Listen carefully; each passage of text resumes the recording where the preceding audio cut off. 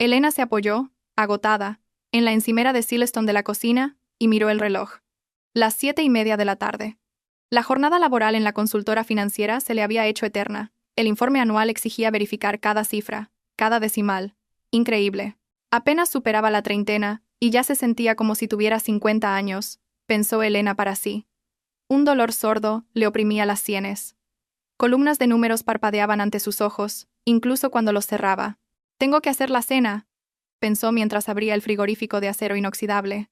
Dentro encontró las pechugas de pollo que había sacado esa mañana para descongelar, unos tomates, zanahorias, una cebolla y una bolsa de arroz. Nada complicado, una cena corriente para una familia corriente en un día laborable. Elena sacó una tabla de cortar, abrió el grifo y empezó a lavar las verduras. El movimiento mecánico la calmaba, distrayéndola de los pensamientos del trabajo. Javier debería llegar en una hora. Su marido trabajaba como jefe de proyecto en una constructora y últimamente su horario se había vuelto impredecible. A veces se quedaba hasta tarde en la obra, otras desaparecía a mediodía alegando una reunión fuera de la oficina. Elena no le daba mayor importancia. Todo el mundo tenía plazos urgentes y horas extra. Lucía, su hija de 8 años, estaba en su habitación. Normalmente, la niña recibía a su madre con gritos de alegría, contándole historias del colegio, de sus amigos y de su profesora, la señorita García. Pero hoy, al igual que las 2 últimas semanas, la pequeña había estado extrañamente callada. Había llegado a casa del colegio, había saludado en silencio y se había ido directa a su cuarto. Probablemente solo está cansada, pensó Elena mientras sazonaba el pollo. Este trimestre siempre es el más duro. Pronto llegará la Semana Santa y podrá descansar. Puso la sartén en el fuego, echó un poco de aceite y oyó unos pasos suaves a su espalda. Se dio la vuelta. Lucía estaba en el umbral de la cocina, con su albornoz rosa de felpa, descalza, el pelo trenzado un poco desordenado, el rostro pálido con sombras azuladas bajo los ojos. «Lucía. Cariño. ¿Tienes hambre?», preguntó Elena con dulzura. «Ven. Ayuda a mamá a poner la mesa». La niña se acercó lentamente y tiró del borde de la blusa de su madre. El movimiento fue tímido, inseguro. «Mamá». La voz era baja, casi un susurro. «¿Qué pasa, cielo?». Elena apagó el fuego y se sentó en una silla frente a su hija. Lucía dudó, retorciendo el borde de su albornoz. Luego levantó los ojos. En ellos, Elena leyó una súplica mezclada con miedo. «Mamá, ¿puedo dejar de tomar las pastillas que me da la señora?». Elena se quedó helada. Decenas de pensamientos recorrieron su mente al instante. «¿Qué señora? ¿Qué pastillas? ¿Cuándo? ¿Por qué no sabía nada de esto?». «¿Qué señora, Lucía?», preguntó, tratando de mantener la calma para no asustar a la niña. «¿Y qué pastillas?». «Pues la amiga de papá, la compañera. Viene cuando tú estás en el trabajo. Dice que son vitaminas para ayudarme a estudiar mejor, pero después de tomarlas me entra mucho sueño. Luego me despierto y ya es de noche y me duele la cabeza». El corazón de Elena empezó a latir más deprisa. Sintió que la piel de su rostro se enfriaba y los músculos de su cuello se tensaban, pero no podía mostrarle su miedo a su hija, no podía asustarla. «Lucía», dijo Elena lentamente, sujetando a su hija por los hombros. «Tráeme esas pastillas. Por favor, enséñame el bote». «Está en mi cuarto, en el cajón del escritorio». La señora dijo que es un secreto, que si soy una niña buena y me tomo las vitaminas, papá me dará dinero. «Ve a buscarlo», pidió Elena, forzando una sonrisa. Lucía asintió y salió corriendo. Elena se levantó de la silla y se apoyó en la pared. El pánico la invadió. Sus pensamientos se agolpaban. «¿Qué compañera?». La empresa de Javier estaba formada mayoritariamente por hombres. ¿Quién era esa mujer que le daba a su hija algún tipo de pastillas? ¿Y por qué Lucía se dormía después de tomarlas? La niña regresó un minuto después con un pequeño bote de plástico en la mano. Elena lo cogió y miró la etiqueta. Ninguna marca identificable. Solo una pegatina de papel blanco con un texto escrito a mano. «Vitaminas». Dentro había comprimidos blancos y redondos. «Gracias, cariño», dijo Elena guardando el bote en su bolsillo. «Ve a tumbarte un rato en tu habitación, mira los dibujos y lávate las manos. Comeremos pronto y no tomes nada más, ¿vale? Mamá se encargará de estas vitaminas». Lucía se fue obedientemente a su cuarto. Elena sacó su móvil y envió rápidamente un mensaje a su amiga, la doctora Sofía, que trabajaba en el centro de salud de la calle de al lado. «Sofía, necesito ayuda urgente. ¿Puedes analizar unas pastillas que le han dado a mi hija diciendo que eran vitaminas? Quiero asegurarme. Estaré allí mañana por la mañana». La respuesta llegó casi al instante. «Pásate a las 8, antes de que empiece la consulta. Las miramos». Elena guardó el teléfono y volvió a los fogones. El pánico no la abandonaba. pero tenía que hacer la cena. Tenía que comportarse como siempre para no levantar sospechas. ¿Sospechas de quién? ¿De Javier? No podía creer que su marido supiera algo de unas pastillas para su hija. Javier adoraba a Lucía. Siempre había sido un padre atento. Jugaba con ella, le leía cuentos antes de dormir, la ayudaba con los deberes. No podía darle a la niña algo dañino a sabiendas. Entonces, esa mujer estaba actuando a sus espaldas. El pensamiento era aterrador. Y Elena intentó alejarlo, pero volvía una y otra vez, insistiendo en instalarse en su cabeza.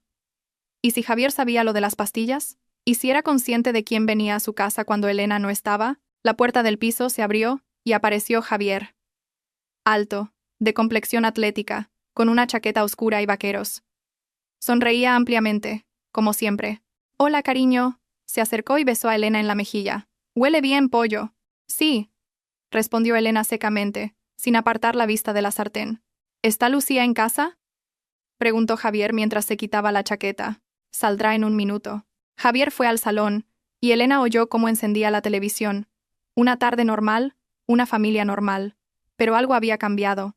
Dentro de ella, todo se había contraído por la ansiedad. Durante la cena, Elena observó en silencio a su marido y a su hija. Javier bromeaba. Hablaba del trabajo. Le preguntaba a Lucía por el colegio. La niña respondía con monosílabos, picoteando el arroz con el tenedor sin apetito. Javier no se dio cuenta de su estado deprimido, o fingió no darse cuenta. «¿Por qué estás tan triste, Lucía?», preguntó finalmente. «A lo mejor necesitas tomar unas vitaminas. Una compañera me recomendó unas muy buenas para el sistema inmunitario». Elena se quedó inmóvil. Dejó de masticar, casi se atraganta. Lucía levantó los ojos hacia su padre y luego miró a su madre. «No, papá, ya no quiero esas vitaminas. Mamá me va a comprar otras diferentes», dijo la niña en voz baja. «Como quieras», se encogió de hombros Javier y siguió comiendo. Después de cenar, Elena acostó a su hija, se sentó a su lado durante mucho tiempo y le acarició el pelo hasta que Lucía se durmió. La niña durmió inquieta, dando vueltas y murmurando algo en sueños. Elena salió de la habitación de la niña y cerró la puerta. Javier estaba sentado en el salón, absorto en su móvil. Elena pasó a su lado sin decir palabra y se fue a la cama, pero no durmió. Yacía con los ojos cerrados, escuchando cómo su marido se lavaba los dientes en el baño, cómo se acostaba a su lado, cómo su respiración se volvía regular y profunda en pocos minutos, y pensaba en las pastillas, en la mujer desconocida, en cómo mañana descubriría la verdad. Por la mañana, Elena se levantó a las 6, como siempre. Preparó a Lucía para el colegio y la acompañó a la parada del autobús. La niña parecía más animada que el día anterior, incluso sonreía. «Mamá, ¿de verdad me vas a comprar otras vitaminas?», preguntó antes de subir al autobús. «Claro que sí, cariño, no te preocupes. Que tengas un buen día en el cole». Elena vio cómo se alejaba el autobús y caminó rápidamente hacia el metro. El centro de salud estaba a 3 paradas. Sofía ya la esperaba en la entrada, con su bata blanca y el rostro preocupado. «Enséñame lo que tienes», dijo, en lugar de saludar. Elena sacó el bote.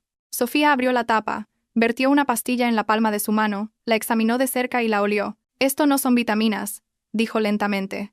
«Elena, necesito llevar esto a analizar. Tengo un amigo químico en el edificio de al lado. Lo comprobará ahora mismo». «¿Qué es?», susurró Elena. «No lo sé con exactitud, pero tengo un presentimiento muy malo. Espérame aquí». Sofía se fue, llevándose el bote. Elena se quedó de pie en el vestíbulo del centro de salud, sintiendo que las piernas le temblaban. La gente bullía a su alrededor. Pacientes, médicos, enfermeras. La vida seguía, pero dentro de ella todo se desmoronaba. 20 minutos después, Sofía regresó. Su rostro estaba pálido. Elena agarró el brazo de su amiga. «Es un sedante, un psicotrópico fuerte. Se receta a adultos con trastornos graves del sueño. Está absolutamente prohibido dárselo a un niño. Puede causar dependencia, daño cerebral, retrasos en el desarrollo. ¿Entiendes lo que esto significa?». Elena asintió, incapaz de hablar. «¿De dónde has sacado esto? ¿Quién le dio estas pastillas a Lucía?», preguntó Sofía. «No lo sé. Una mujer. Lucía dijo que es una compañera de papá. Venía cuando yo no estaba en casa y le daba a mi hija estas vitaminas. Lucía se dormía después de tomarlas». Sofía guardó silencio. Luego dijo con firmeza: «Elena, tienes que averiguar quién es esa mujer, y tienes que ir a la policía. Es un delito dar sustancias psicotrópicas a un niño sin receta. Tu hija podría haber sufrido un daño grave». «Lo sé», respondió Elena. «Haré todo lo necesario». Gracias, Sofía. Salió del centro de salud, sacó su móvil y llamó al trabajo. Dijo que llegaría un par de horas tarde. Luego pidió un Cabify y fue a casa.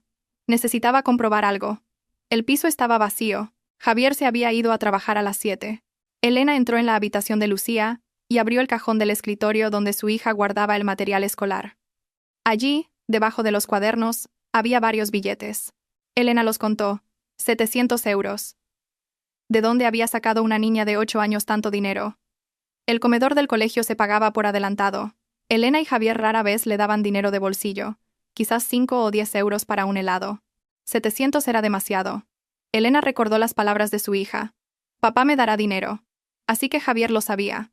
Era consciente de esta pesadilla y le pagaba a Lucía por su silencio. No. Era imposible. No podía creerlo. Elena sacó su móvil y empezó a buscar en internet tiendas de electrónica y espionaje. Necesitaba pruebas. Necesitaba verlo todo con sus propios ojos. Pasaron 3 días. 3 días durante los cuales Elena vivió en 2 realidades. Exteriormente todo era como siempre. Trabajo, casa, cena, conversaciones con su marido y su hija. Pero por dentro, el miedo, la ira y la desconfianza habían echado raíces. La devoraban desde dentro. El lunes por la mañana, después de aquella visita a Sofía, Elena se había pasado por una tienda de electrónica. El dependiente, un joven con una sonrisa educada y ensayada, le mostró varios modelos de cámaras ocultas. Eligió la más discreta, una cámara en miniatura camuflada como un cargador de móvil. Se podía enchufar en una toma de corriente del salón y nadie sospecharía nada. ¿La grabación va a una tarjeta de memoria o a la nube?, preguntó Elena. Ambas opciones, explicó el dependiente. Puede ver el vídeo en tiempo real a través de una aplicación en su móvil o descargar el archivo. Excelente calidad, el audio también se graba de forma nítida. Elena pagó y se fue a casa. Javier estaba en el trabajo. Instaló la cámara en el salón, orientando el objetivo para que la puerta de entrada, el pasillo y parte de la habitación quedaran en el encuadre. Lo comprobó a través de la aplicación. Todo funcionaba. La imagen era nítida. El sonido se grababa sin interferencias. Ahora solo quedaba esperar. Esa misma tarde, Elena habló con Lucía. La niña estaba sentada en la mesa, haciendo los deberes de matemáticas. Elena se sentó a su lado y la abrazó por los hombros. Lucía, cariño, necesito preguntarte algo. ¿Qué, mamá? La niña levantó la vista de su cuaderno. ¿Recuerdas a la señora que te daba las vitaminas? ¿Cómo se llama? Lucía pensó, frunciendo el ceño. No me acuerdo, no lo dijo. Papá dijo que es su compañera, que trabajan juntos en un proyecto. Viene a menudo 2 o 3 veces por semana.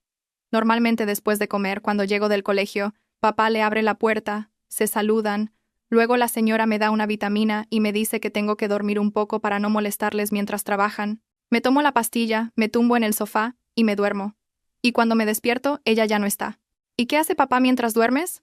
No lo sé, mamá, estoy durmiendo. Supongo que trabaja con la señora. Se sientan en el ordenador, discuten algo. Papá dijo que es un proyecto importante. Elena asintió, tratando de mantener la calma. Vale, cielo. Pero no tomes más esas vitaminas, ¿de acuerdo? Te he comprado unas mejores, están en la nevera. Parecen ositos de gominola. Vale, mamá, me gustan los ositos de gominola, respondió Lucía obedientemente y volvió a sus deberes. Elena salió de la habitación y se apoyó en la pared del pasillo, 2 o 3 veces por semana. Así que esto ocurría con regularidad. No era un accidente. ¿Quién es esa mujer? ¿Compañera? Oh. El pensamiento era tan obvio que a Elena le sorprendió no haber llegado a él antes. Amante. Javier tenía una amante, y venía a su casa cuando Elena no estaba, y para que la hija no les molestara, la drogaban. Al darse cuenta de esta locura, Elena sintió ganas de gritar, de romper algo, de irrumpir en el salón y exigirle explicaciones a Javier en ese mismo momento. Pero no podía. Necesitaba pruebas. Necesitaba grabarlo todo para que luego él no pudiera escaquearse, no pudiera mentir, no pudiera destruir las pruebas. Al día siguiente, martes, Elena llamó a su madre, la abuela Carmen. La mujer tenía 63 años y vivía sola en una pequeña casa en un pueblo a las afueras de la ciudad, en un barrio tranquilo con viejos robles y jardines. Después de que el padre de Elena falleciera 5 años atrás de un infarto, Carmen llevaba una vida de jubilada, cuidando su jardín, haciendo punto y leyendo. «Mamá, necesito tu ayuda», dijo Elena cuando su madre respondió. «¿Qué ha pasado, hija?» La preocupación llenó la voz de Carmen. «Ya te lo explicaré. ¿Puedes recoger a Lucía del colegio esta semana, todos los días? Que se quede contigo hasta la tarde. Yo la recogeré después del trabajo. Claro que puedo. ¿Pero qué ocurre? Te lo contaré más tarde, mamá. No puedo hablar ahora. Muchas gracias. Elena. Me estás asustando. ¿Todo está bien? Estará bien, te lo prometo. Elena colgó y exhaló. Ahora Lucía estaría a salvo. Ahora esa mujer no podría darle más pastillas. Y la cámara grabaría lo que ocurriera en el piso en ausencia de la niña. El miércoles la abuela Carmen recogió a su nieta del colegio. Lucía estaba contenta. La abuela siempre hacía bizcochos y contaba historias interesantes de su juventud en el sur. Elena le dijo a Javier que ahora su madre recogería a Lucía, alegando que la niña había empezado a tener problemas con las notas y que la abuela la ayudaría con los deberes. Javier no se opuso, incluso pareció complacido. Genial, dijo Javier. Es muy lista. Ayudará a Lucía a ponerse al día. Elena lo miró y no entendió. ¿Estaba mintiendo o realmente no sabía nada de las pastillas? Quizás pensaba que esa mujer solo venía de visita. Pero entonces, ¿por qué se veían durante el día, cuando Elena no estaba en casa? ¿Por qué nunca le había hablado a su mujer de su compañera? El jueves, sentada en el trabajo, Elena abrió la aplicación de la cámara. Era la 1:30 de la tarde. En la pantalla, el salón estaba vacío y en silencio. Cambió al archivo y rebobinó la grabación hasta la mañana. Javier se había ido a trabajar a las 7:30, como de costumbre. Luego el piso estuvo vacío. A las 11:30, la puerta se abrió y Javier regresó. No estaba solo. Elena amplió la imagen. Junto a su marido había una mujer joven, de unos 25 años. Alta, delgada, con vaqueros ajustados y una chaqueta de cuero corta. Llevaba el pelo largo y oscuro suelto sobre los hombros y un maquillaje llamativo. Se reía. Abrazó a Javier por la cintura. Él se inclinó y la besó larga y apasionadamente. Elena sintió que todo se contraía en su interior. Sintió que le faltaba el aliento. Sabía que vería esto. Se había preparado para ello. Pero aún así, dolía. Dolía moral y físicamente, como si alguien le hubiera clavado un cuchillo bajo las costillas y lo hubiera girado lentamente. Pasaron al salón y se sentaron en el sofá. Javier sacó una botella de vino y 2 copas. Bebieron, hablaron, rieron. Elena activó el sonido. Lucía se ha ido con su abuela, así que tenemos toda la hora de la comida para nosotros, decía Javier. Elena no volverá hasta las 7. ¡Qué bien!, respondió la mujer. Te he echado de menos, Javier. No nos hemos visto en toda la semana. Yo también. Estoy harto de esta situación. Quiero estar contigo siempre, pero tengo que esconderme. Pronto todo cambiará. Ella lo besó en el cuello. Prometiste que te divorciarías. Lo prometí y lo haré. Solo necesito tiempo. Me sabe mal por Lucía. Todavía es pequeña. Es mejor para los niños que los padres sean felices por separado que infelices juntos, sentenció la mujer con tono doctoral. Elena apagó el vídeo. No tenía fuerzas para seguir mirando.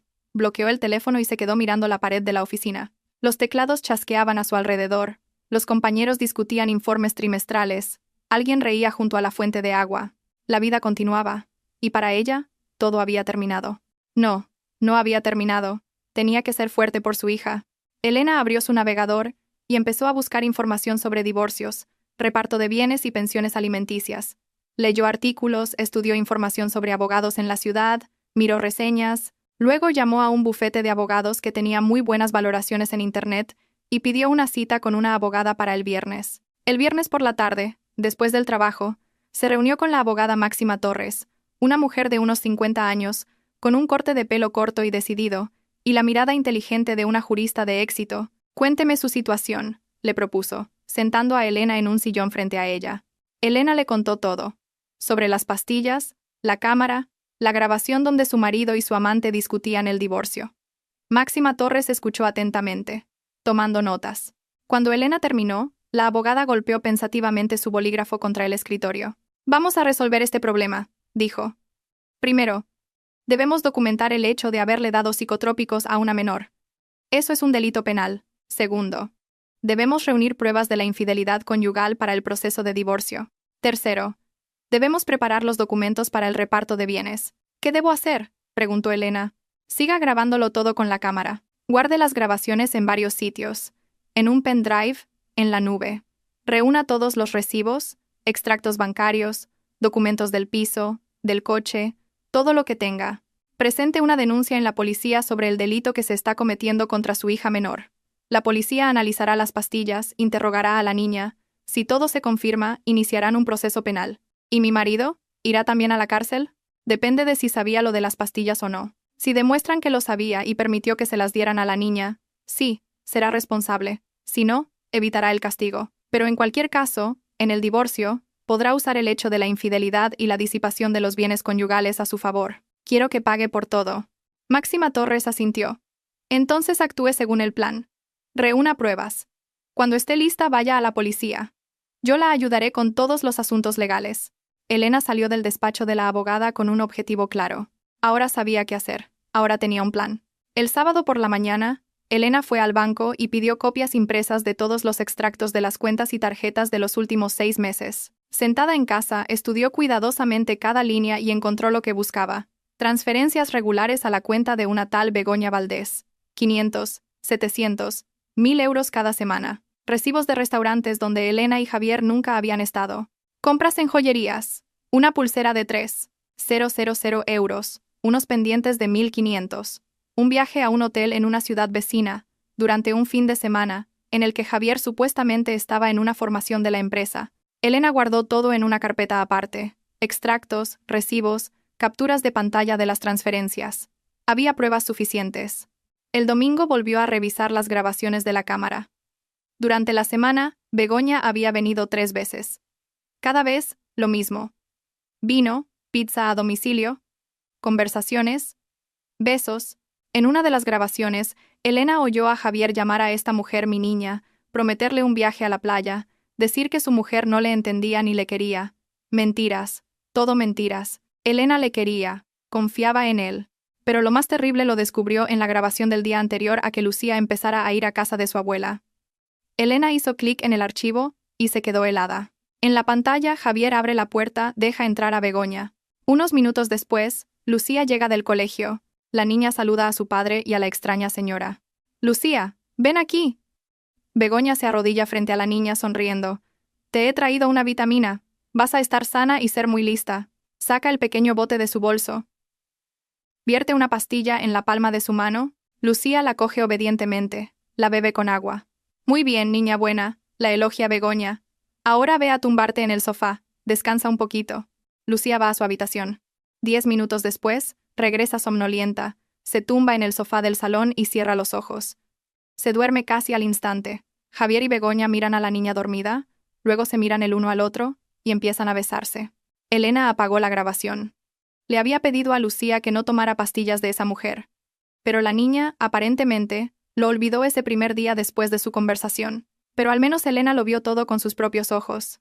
Vio cómo esa mujer drogaba deliberadamente a su hija. Vio cómo Javier se quedaba al margen y no hacía nada. Quizás realmente no sabía que era un sedante. Quizás Begoña le mintió, diciéndole que eran vitaminas inofensivas. O quizás lo sabía y estaba de acuerdo, solo para que su hija no le molestara mientras se divertía con su amante. El lunes por la mañana, Elena fue a la comisaría. Llevaba el bote de pastillas, el pendrive con las grabaciones de la cámara y todos los documentos. El agente de la entrada la dirigió a un inspector, un hombre de mediana edad con el pelo canoso y la mirada severa de un investigador experimentado. «La escucho», dijo señalándole una silla. Elena le contó todo, sobre las pastillas, la amante de su marido y cómo estaban drogando a Lucía. El inspector estudió los documentos con atención, vio fragmentos del vídeo. «Muy bien», dijo. «Tomaremos la denuncia. Haremos un análisis de laboratorio de la sustancia. Interrogaremos a su hija y a todos los implicados. Si los hechos se confirman, abriremos un caso penal por daños a un menor. ¿Cuánto tiempo tardará? 1 o 2 semanas para el análisis y los interrogatorios. Luego, la decisión de presentar cargos. ¿Es posible?», dudó Elena buscando las palabras. «¿Es posible hacer una operación encubierta para atraparlos en el acto cuando ella le da la pastilla a mi hija?». El inspector pensó. «Es posible, pero para eso necesitamos saber exactamente cuándo volverá esa mujer. Viene 2 o 3 veces por semana. El miércoles es casi seguro. Organizaremos un equipo operativo. Tendrá que llevar a su hija a casa ese día después del colegio y pedirle que haga lo que le diga el inspector». Elena asintió. El plan se estaba haciendo realidad. El miércoles amaneció cálido y soleado. El cielo de primavera brillaba con un azul claro. Los brotes surgían en los árboles. El aire olía a tierra húmeda y a deshielo. Pero Elena no se dio cuenta de nada de esto. Estaba sentada en su oficina mirando el reloj. La 1:30. 1 hora más y comenzaría lo que había estado preparando durante toda la última semana. Ayer por la tarde, el inspector llamó y le explicó el plan en detalle. Lucía debía volver a casa directamente después del colegio, no a casa de la abuela, sino específicamente a casa. Elena le diría a Javier que no podía recoger a la niña. Le pediría que la dejara entrar. Javier muy probablemente llamaría a Begoña. Lucía tendría que entrar en el piso y, delante de testigos, en cámara, pedirle a esa mujer más vitaminas.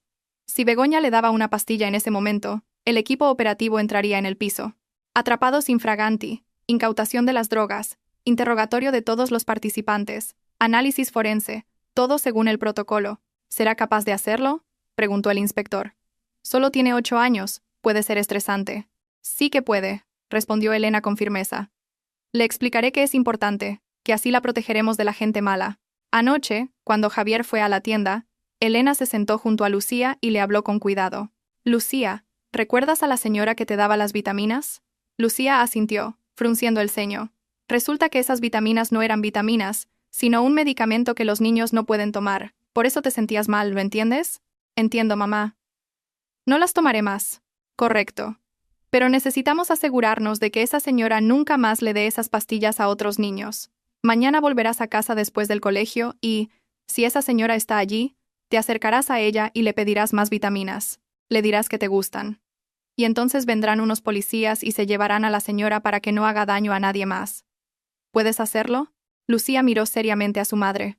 Puedo, mamá. No tengo miedo. Sé que los policías son buenos, nos protegen. Elena abrazó a su hija. La apretó con fuerza. Su corazón se rompía de dolor y orgullo al mismo tiempo. Su pequeña era tan valiente. Ahora, sentada en la oficina, Elena revisó su móvil. Mensaje del inspector. Equipo en posición. Esperando la señal. Otro mensaje de la abuela Carmen. Todo saldrá bien, hija. Elena marcó el número de Javier. Respondió al tercer tono. Hola, cariño, ¿ha pasado algo? Javier. Lo siento. A mi madre le ha surgido un imprevisto, y no puede recoger a Lucía hoy. ¿Estás en casa? ¿Puedes dejar entrar a nuestra hija después del colegio? Sí, estoy en casa teletrabajando hoy. Claro, la dejo entrar, no te preocupes. Gracias. Estaré en casa por la noche, haré la cena. Vale, hasta luego. Elena colgó y le envió un mensaje de texto al inspector. Todo según el plan. El marido está en casa. Ahora solo quedaba esperar. La parte más difícil. Esperar y no volverse loca de los nervios. A las 2:30, una notificación de la aplicación de la cámara llegó a su teléfono. Movimiento detectado. Elena abrió el vídeo. En la pantalla, Javier abre la puerta, entra Begoña. Igual que en las grabaciones anteriores. Alta, llamativa, ropa ajustada. Se abrazan, se besan. Lucía llegará pronto, dice Javier. La abuela no ha podido recogerla. No hay problema, responde Begoña quitándose la chaqueta. Le daré su vitamina, dormirá y estaremos juntos. ¿Estás seguro de que esas vitaminas son inofensivas? Mi mujer ha estado actuando de forma extraña últimamente, preguntándole a Lucía sobre unas pastillas. Begoña se ríe. Javier, son vitaminas infantiles normales para el sistema inmunitario. También se las compré a mi sobrina, no te preocupes. Javier se encoge de hombros.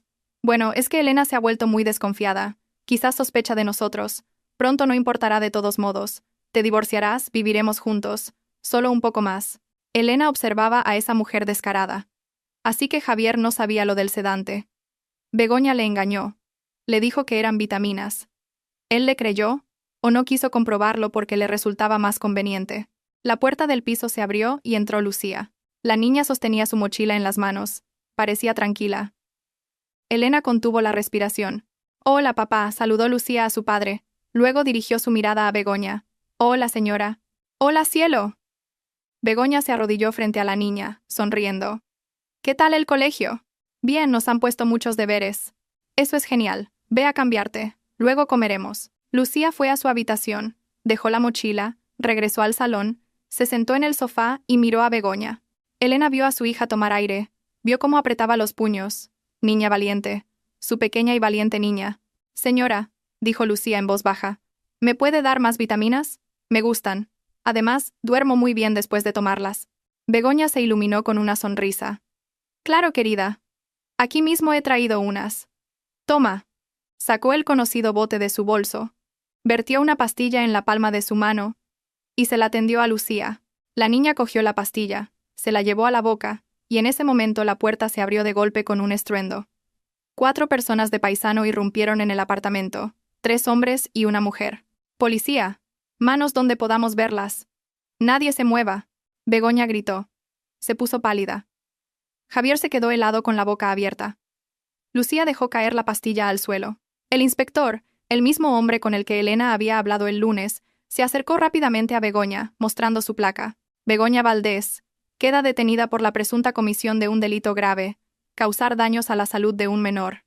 Tiene derecho a guardar silencio. Tiene derecho a un abogado. ¿Qué? ¿Qué delito? Yo no he hecho nada, intentó zafarse Begoña, pero la sujetaron firmemente por los brazos. Usted le ha dado a una menor un fármaco psicotrópico sin prescripción médica, continuó el inspector con calma. Tenemos testigos, tenemos grabaciones de vídeo. Vamos a incautar la droga ahora. Acompáñenos. La agente se acercó a Lucía, arrodillándose a su lado. No te asustes, cariño. ¿Lo has hecho todo bien? Ahora esta señora no hará daño a nadie más.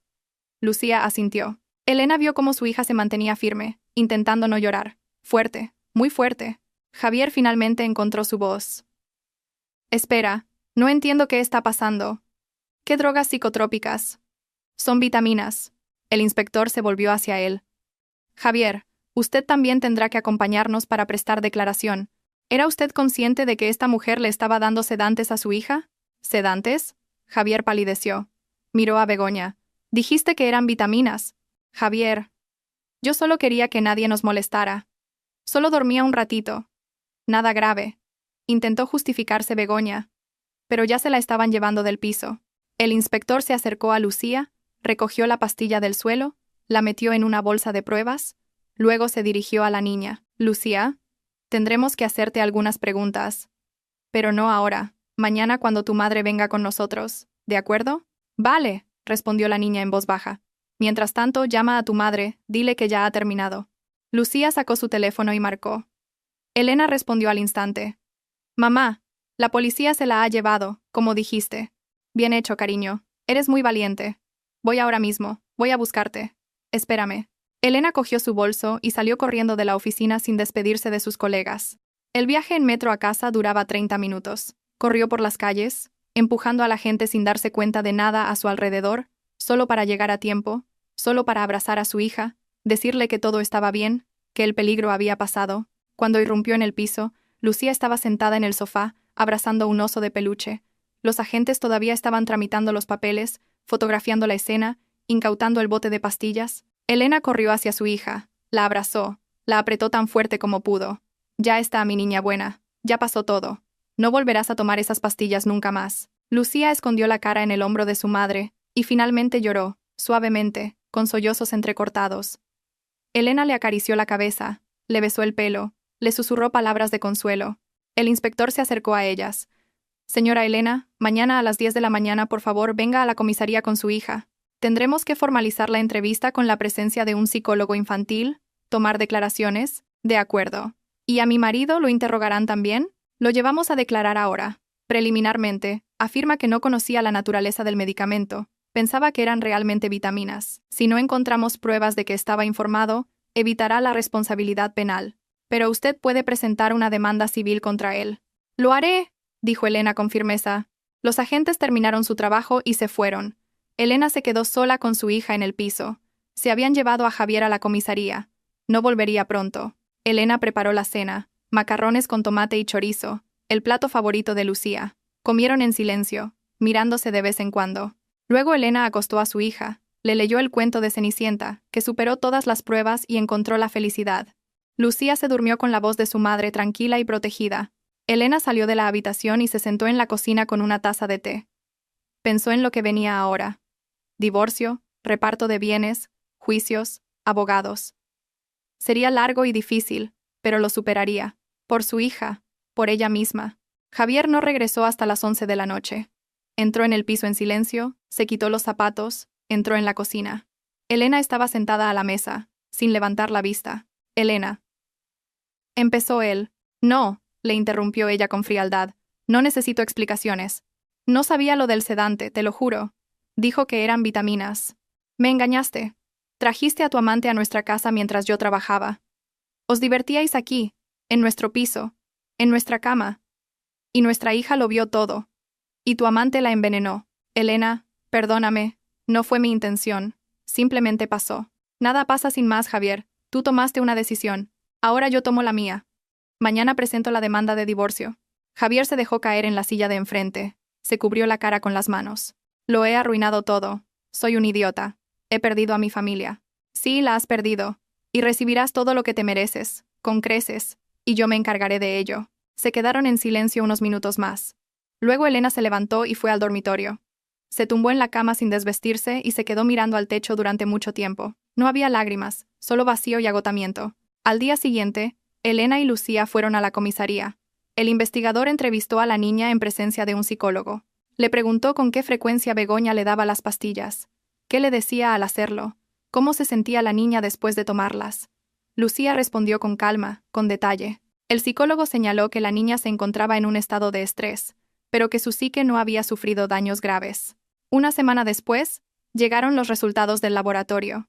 Las pastillas resultaron ser un sedante fuerte del grupo de las benzodiazepinas, recetado a adultos y estrictamente contraindicado para niños menores de 16 años. Su consumo regular podría causar dependencia, deterioro cognitivo y retrasos en el desarrollo. El inspector llamó a Elena y le informó: se ha iniciado un proceso penal. Begoña Valdés ha confesado por completo. Mostró dónde conseguía los medicamentos, comprados por internet sin receta. El objetivo: sedar a la niña para pasar tiempo con su amante. Su marido fue interrogado como testigo. Confirmó que no conocía la naturaleza del fármaco. Valdés le engañó diciéndole que eran vitaminas infantiles.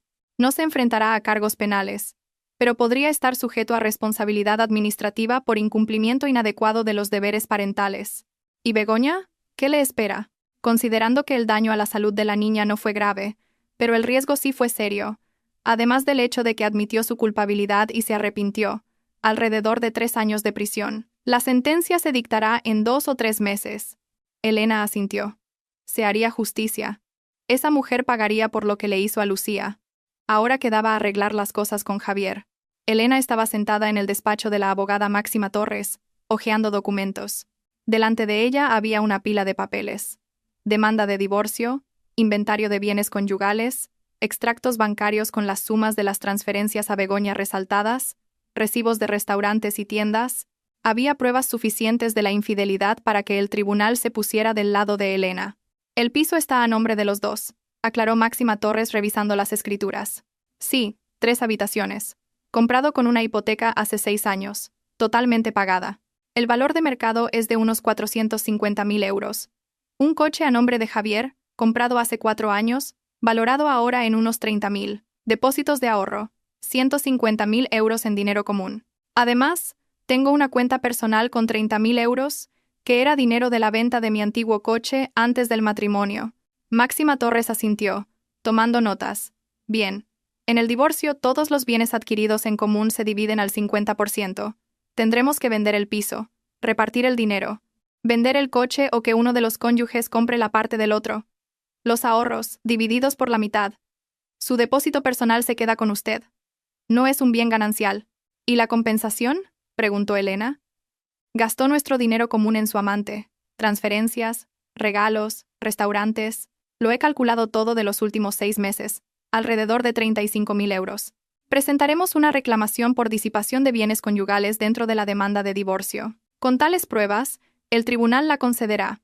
Estará obligado a devolverle la mitad de los fondos gastados, 17.500 euros. ¿Y la niña? Lucía se quedará conmigo, sin duda. Dadas las circunstancias, la infidelidad del padre, el hecho de que la niña estuvo expuesta a un peligro en su presencia, aunque él no supiera lo del sedante, el tribunal determinará sin duda que la niña viva con usted. Javier pagará la pensión alimenticia y tendrá derecho a ver a la niña según un horario acordado. Elena exhaló. Todo iba según lo previsto. Terrible, doloroso, pero según lo previsto. ¿Cuándo presentamos la demanda? He preparado todos los documentos. Podemos presentarla mañana. La primera audiencia se programará en aproximadamente un mes. Teniendo en cuenta que su marido difícilmente se opondrá al hecho de la infidelidad y al reparto de bienes, el proceso durará 2 o 3 meses como máximo. Perfecto, preséntela. Al día siguiente, la demanda de divorcio fue presentada en el juzgado de primera instancia. Javier recibió la citación una semana después. Llegó a casa sombrío, sosteniendo un sobre. Entró en silencio en la cocina, donde Elena preparaba la cena. Así que lo has decidido de todos modos, dijo en voz baja, dejando los documentos sobre la mesa. Sí, lo he decidido. Pensé que bromeabas, Elena. Quizás todavía podamos arreglarlo. He cortado todos los lazos con Begoña. Seré un marido modelo. Elena se volvió hacia él y en sus ojos vio tanta frialdad y desprecio que él se calló. Me engañaste. Trajiste a tu amante a nuestra casa. Nuestra hija vio a una extraña mujer comportándose como si fuera la dueña de nuestro piso. Lucía estaba siendo envenenada con sedantes mientras tú te divertías. Gastaste nuestro dinero, dinero que estábamos ahorrando para las vacaciones, para la universidad de nuestra hija, en tu amante. ¿Y crees que todo se puede arreglar? No sabía lo del sedante. ¿Cuántas veces tengo que repetirlo? No querías saberlo, porque te resultaba conveniente. Conveniente que la niña durmiera y no te molestara. Ni siquiera preguntaste qué eran esas pastillas, de dónde eran. No te importó. Javier bajó la cabeza. De verdad pensé que eran vitaminas. Begoña dijo que eran para el sistema inmunitario, así que confiaste incondicionalmente en una mujer extraña, sin siquiera verificar qué eran las pastillas. Eso dice mucho. Se quedaron en silencio. Luego, Javier cogió el sobre y fue al dormitorio. Elena volvió a los fogones, pero el estrés le estaba pasando factura. No pudo obligarse a seguir cocinando. A finales de mayo tuvo lugar la primera vista judicial. Elena acudió con su abogada, Javier con el suyo, un joven con gafas que no parecía muy seguro de sí mismo.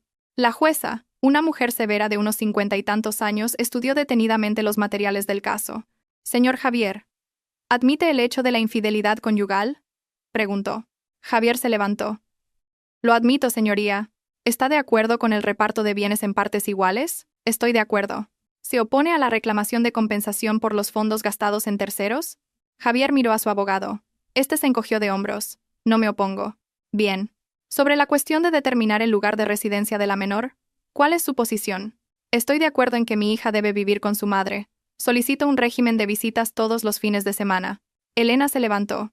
Señoría, me opongo a las visitas semanales. Solicito un régimen de 2 veces al mes, los domingos, durante el día. Dadas las circunstancias del caso, creo que la niña necesita tiempo para recuperarse psicológicamente. La jueza asintió.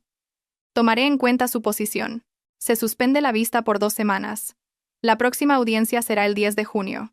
El tribunal dictó sentencia. Disolver el matrimonio, vender el apartamento y repartir los ingresos a partes iguales. Transferir el coche a Javier, con una compensación a Elena de la mitad de su valor. Repartir los ahorros por la mitad. Sentencia contra Javier a favor de Elena por 17.500 euros en concepto de compensación por los bienes disipados. La residencia principal de Lucía con la madre. Visitas con el padre 2 veces al mes, los domingos de 10 de la mañana a 4 de la tarde. La sentencia fue firme un mes después. Durante este tiempo, Elena encontró un comprador para el piso, una familia joven con 2 hijos. Acordaron 440.000 euros. Cada uno se llevó 220.000. A mediados de julio, Elena y Lucía se mudaron con la abuela Carmen. La casa de la abuela estaba en las afueras de la ciudad, un chalet de 2 plantas con un pequeño jardín y un huerto. A Lucía le dieron una habitación en el segundo piso, con ventanas que daban a los manzanos. La niña estaba feliz con la mudanza. Allí era tranquilo, olía a hierbas y al pan recién hecho que horneaba la abuela. Hija, podéis vivir aquí todo el tiempo que queráis, dijo Carmen sirviendo el té.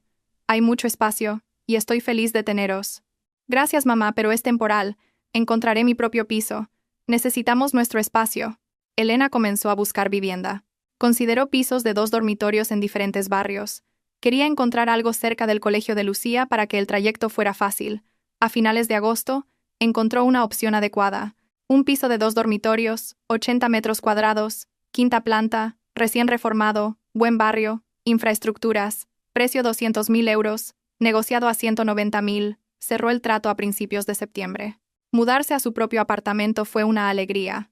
Lucía ayudó a desempacar cajas, a colocar libros en las estanterías, a colgar cortinas. Compraron muebles nuevos, un sofá-cama para el salón, una cama individual para Lucía. Amueblaron la cocina de forma sencilla pero acogedora. Aparecieron macetas con flores en los alféizares. «Mamá, ¿podemos tener un cachorro?», preguntó Lucía una noche mientras veían una película juntas. Elena pensó. Un perro es responsabilidad, gastos, tiempo para paseos.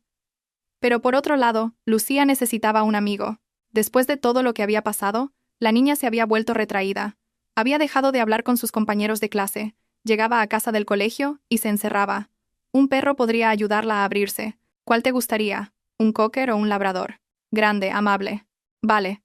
Miraremos en la protectora. Hay muchos perros esperando dueños allí. Ese fin de semana, fueron a la protectora de animales al otro lado de la ciudad. Había mucho ruido. Docenas de perros de diferentes razas y tamaños ladraban. La trabajadora de la protectora, una mujer con un mono vaquero, las guió por las jaulas, contándoles historias de los residentes. Y entonces, en uno de los recintos, Lucía lo vio. Un perro marrón de tamaño mediano con orejas caídas y ojos amables estaba sentado en un rincón, con el hocico apoyado en las patas. Raza: mezcla de Cocker Spaniel. Edad: 3 años. ¿Cómo se llama?, preguntó Lucía. Coco. Su dueño se mudó al extranjero y no pudo llevarse al perro. Coco es muy obediente, cariñoso, le encantan los niños. Lucía abrió la puerta y se arrodilló frente al perro. Coco levantó la cabeza, le olió la mano y luego se la lamió con cuidado. La niña se rió. Por primera vez en meses, Elena escuchó esa risa cristalina. «Mamá, ¿puedo quedármelo, por favor?» «Por supuesto». Se llevaron a Coco a casa ese mismo día. Compraron un collar, una correa, cuencos, comida, una cama. En casa, Coco olfateó cada rincón, luego se tumbó a los pies de Lucía y cerró los ojos felizmente. Había encontrado a su familia, y ellos lo habían encontrado a él. La vida empezó a mejorar. Elena volvió al trabajo después de tomarse un tiempo libre. Lucía empezó tercero de primaria. La niña se hizo amiga de una compañera de clase, Sara. Juntas hacían los deberes, paseaban a Coco por el patio. Poco a poco, Lucía volvió a ser la de antes. Alegre, abierta, curiosa. Javier llamaba de vez en cuando, pidiendo ver a su hija. Elena no se oponía. Según la orden judicial, 2 veces al mes.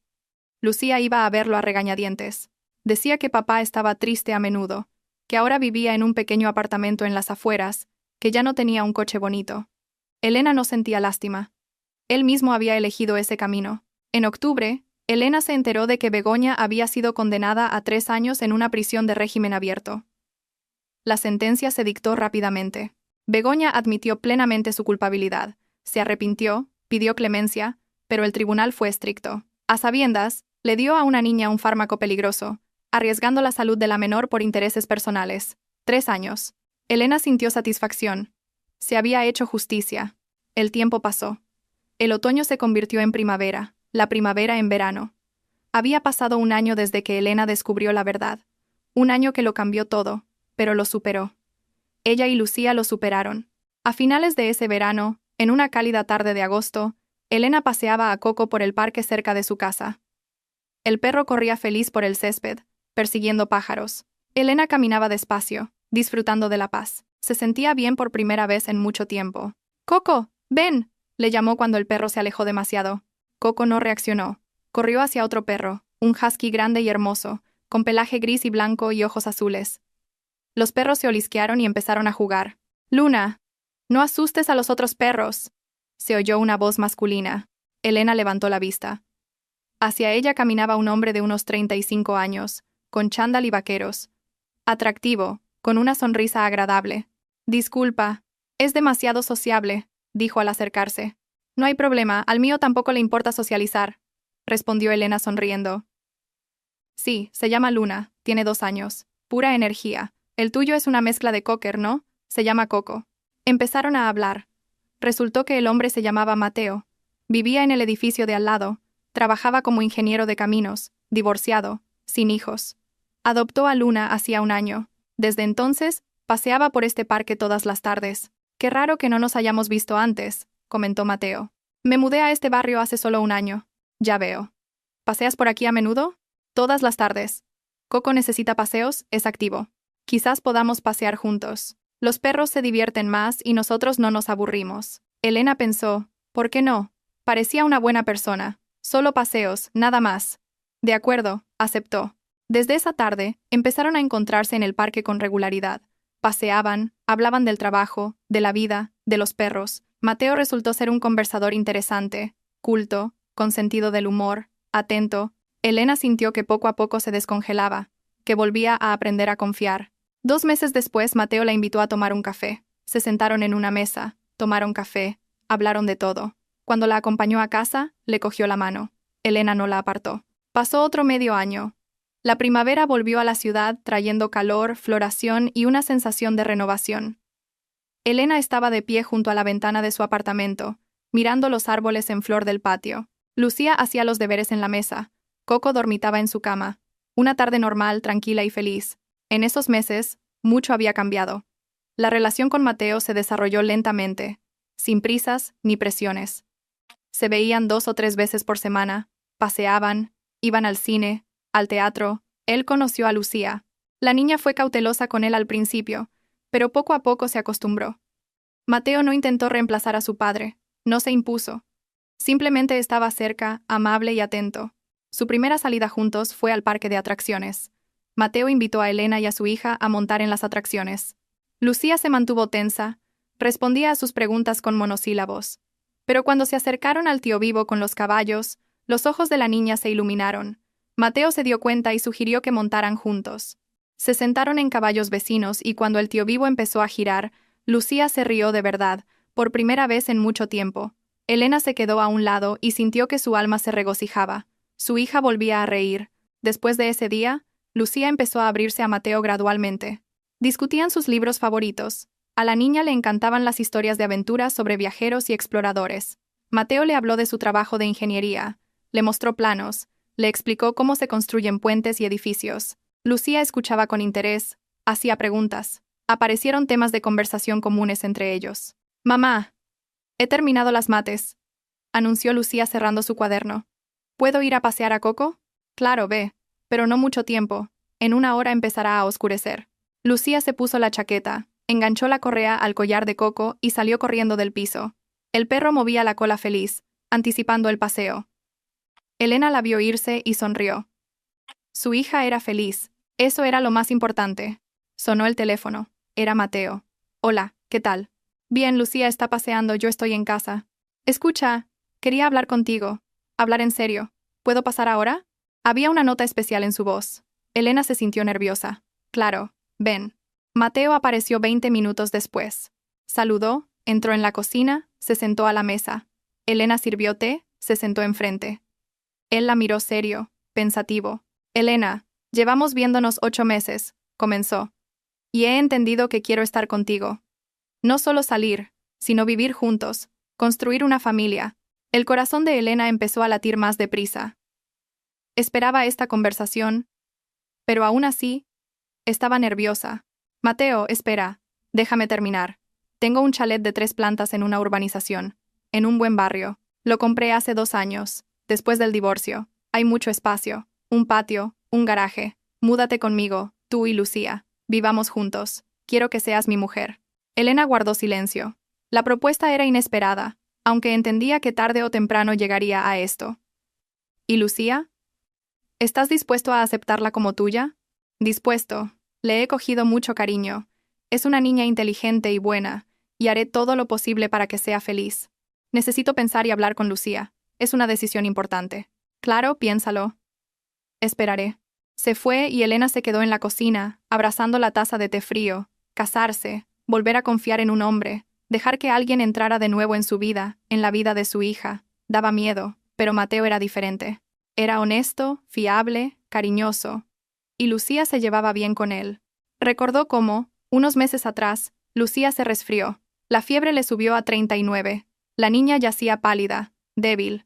Elena llamó al médico. Se sentó junto a su hija. Le puso paños fríos. Mateo se enteró y vino corriendo con medicinas de la farmacia, fruta y un peluche, un conejo. Se sentó junto a Lucía. Le leyó cuentos en voz alta hasta que se durmió. Y luego ayudó a Elena con la limpieza. Preparó la cena. No la dejó derrumbarse por el agotamiento. Esas cosas no se olvidan. Acciones como esa dicen más de una persona que cualquier palabra. Por la noche, cuando la niña regresó de su paseo, Elena la llamó a la cocina. Se sentaron juntas y Elena preguntó con cuidado. «Lucía, ¿te gusta Mateo?» La niña asintió. «Sí, es majo. ¿Te gustaría que viviéramos juntos?» «Yo, tú, Mateo». Lucía pensó, frunciendo el ceño. «¿Y dónde viviríamos?» «Tiene una casa grande con un patio. ¿Te gustaría? ¿Y Coco vendrá con nosotros?» «Por supuesto. Coco y Luna serán amigos». Lucía sonrió. «Entonces está bien». «Estoy de acuerdo, mamá. Mateo es bueno. No grita. No miente. Me siento segura con él». Elena abrazó a su hija, la apretó con fuerza. La decisión estaba tomada. Al día siguiente, llamó a Mateo. Acepto. Y Lucía también. Nos mudaremos contigo. ¿De verdad? Había tanta alegría en su voz que Elena sonrió. De verdad. Pero no inmediatamente. Se necesita tiempo para organizarlo todo. Claro, tómate todo el tiempo que necesites. La mudanza tuvo lugar a principios de junio. La casa de Mateo resultó ser aún mejor de lo que Elena imaginaba.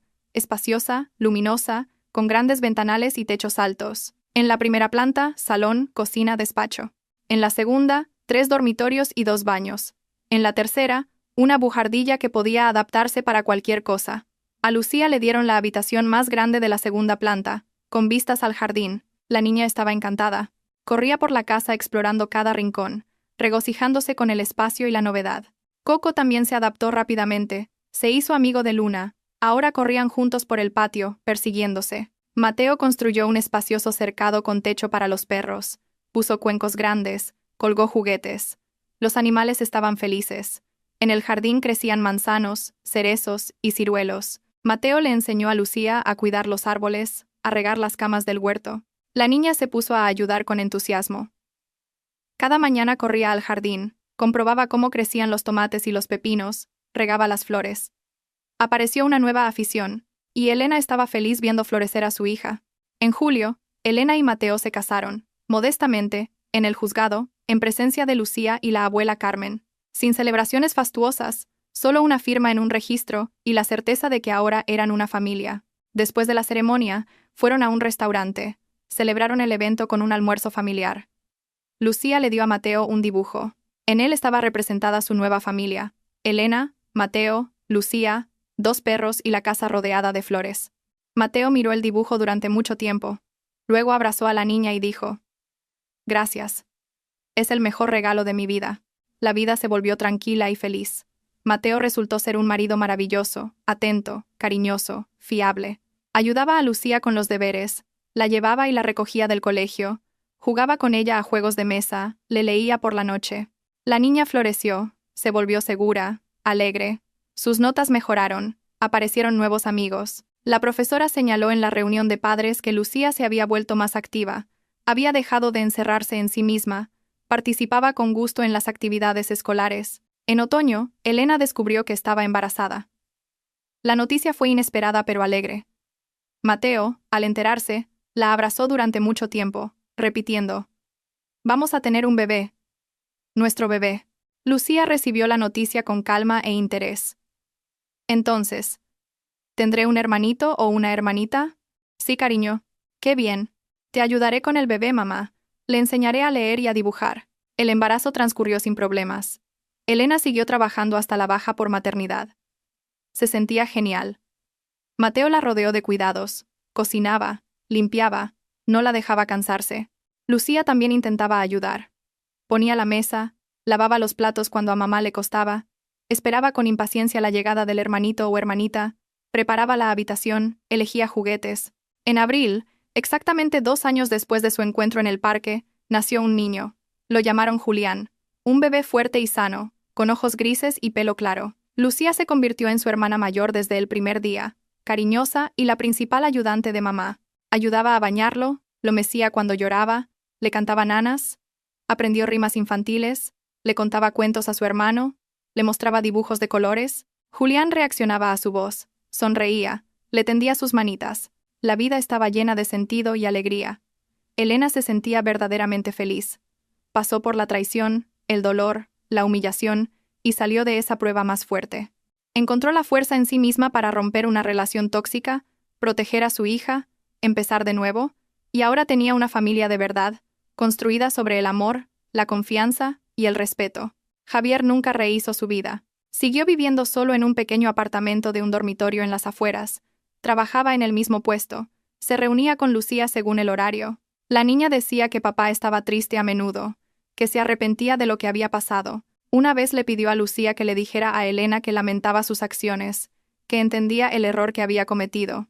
Elena escuchó y simplemente asintió. No sentía regocijo, simplemente entendía que cada uno recibe lo que merece. Javier tomó una decisión, y ahora vivía con las consecuencias. Begoña seguía cumpliendo su condena en prisión. Por ley, le quedaba 1 año. Elena a veces recordaba a esa mujer, joven, hermosa, egoísta, Destruyó la familia de otra persona, hizo daño a una niña, y ahora estaba pagando por ello. La justicia existía. Elena esperaba que los años en prisión le enseñaran a Begoña a valorar la vida de los demás, a pensar en las consecuencias de sus actos. Quizás al salir se convertiría en una persona diferente. Una tarde de verano, cuando Julián cumplió 3 meses, toda la familia se reunió en el jardín. Mateo preparaba pinchos morunos en la barbacoa. Lucía jugaba con Coco y Luna en el césped. Elena mecía a su hijo en el cochecito bajo el manzano. La abuela Carmen había venido de visita. Estaba sentada en una silla de mimbre, tejiendo calcetines para su nieto. «¡Qué estampa más bonita!», dijo mirando a todos. «Una verdadera familia. Estoy tan contenta, hija, de que hayas podido superar todo y encontrar tu felicidad». Elena se acercó a su madre, la abrazó por los hombros. «Gracias, mamá, por todo. Sin ti, no lo habría conseguido. Me apoyaste cuando fue más difícil. Eres fuerte, Elena, lo hiciste tú misma. Yo solo estuve cerca». Lucía corrió hacia Elena, la abrazó por la cintura. Las mejillas sonrojadas por correr, los ojos brillantes. «Mamá, somos felices». Elena miró a su hija, a Mateo dando la vuelta a la carne en la parrilla, al pequeño Julián durmiendo plácidamente en el cochecito, a su madre sonriéndoles con tanto calor, a los 2 perros corriendo por el césped, al sol poniéndose en el horizonte. «Sí, cariño, somos felices». Y era verdad. A pesar del dolor del pasado, a pesar de las cicatrices en el alma, eran felices, porque aprendieron a valorar lo que tenían, porque pasaron por pruebas y no se rompieron,